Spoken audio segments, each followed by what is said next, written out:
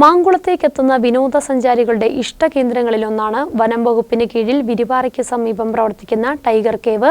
പ്രകൃതി നിർമ്മിത കാഴ്ചകളാണ് ടൈഗർ കേവ് സഞ്ചാരികൾക്കായി ഒരുക്കിയിട്ടുള്ളത്. മഴക്കാലം ആരംഭിച്ചിട്ടും ടൈഗർ കേവിലേക്ക് എത്തുന്ന സഞ്ചാരികളുടെ തിരക്കിന് കുറവില്ല. മധ്യവേനൽ അവധിക്കാലത്ത് 1 മാസം 5 ലക്ഷത്തിനടുത്തായിരുന്നു ടൈഗർ കേവിലെ വരുമാനം.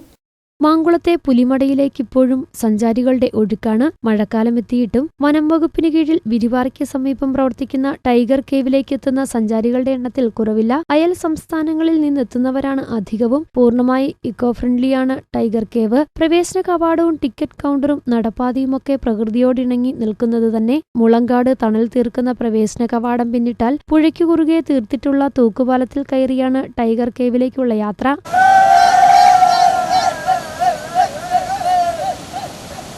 ഈറ്റകൾക്കിടയിലൂടെയാണ് നടപ്പാത. എവിടെയും തെല്ലും കൃത്രിമത്വമില്ല. എല്ലാം പ്രകൃതി ഒരുക്കിയതുപോലെ തന്നെ. കാനന കാഴ്ചകൾ കണ്ടങ്ങനെ മുമ്പോട്ട് നടക്കുമ്പോൾ ടൈഗർ കേവിന്റെ പ്രവേശന കവാടമാകും. പാറക്കെട്ടുകൾക്കിടയിലെ ഗുഹാമുഖവും കടന്ന് മുമ്പോട്ടു പോകാം.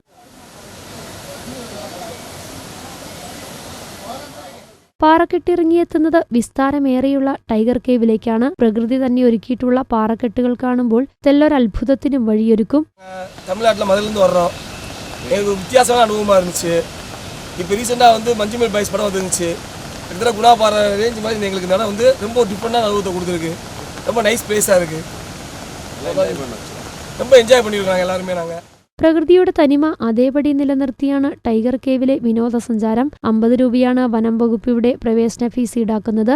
മാങ്കുളത്തേക്ക് ട്രെക്കിങ്ങിനും മറ്റുമായി എത്തുന്ന സഞ്ചാരികൾ ടൈഗർ കേവിലുമെത്തി മടങ്ങുന്നു. News bureau, Adimali.